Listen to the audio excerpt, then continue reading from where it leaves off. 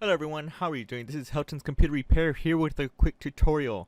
On this tutorial, I'll be pretty much going to be showing you how to disable some startup programs on your computer. Now you pretty much load up on this option, you'll be powering on your laptop or your desktop computer, and you understand that programs usually comes up on background and then starts up.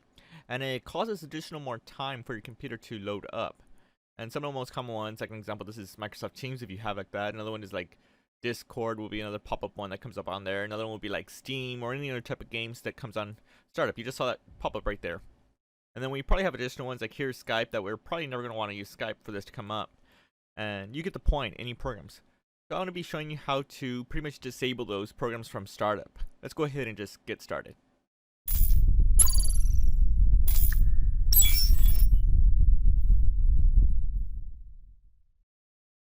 So first option is pretty simple.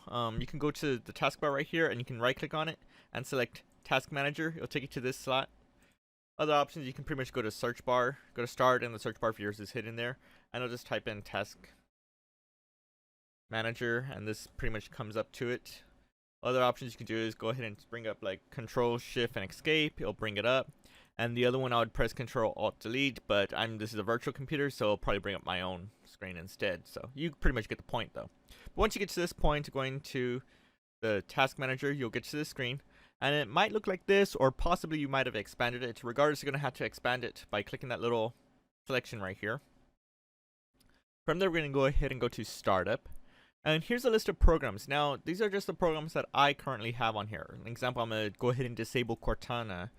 And I'll also select it and disable Microsoft Teams. Another one I'll disable is Skype. If I don't want to have the Windows security notification, that's probably now called Microsoft Security. They're changing their naming schemes again, if I'm correct me.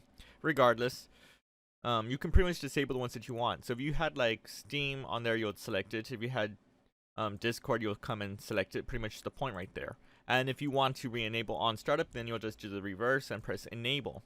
And that's pretty much it. It's nothing too much major on this. Now I'm going to go ahead and just go ahead and sign out. And see how it comes out right now when I log back in. And if everything comes out clear. So here I am. I'm going to go ahead and just sign back in to the computer. It'll be the same concept right there if you restarted the computer too. Same slot. And here's Windows loading up. And we're going to see if any additional apps comes up with it.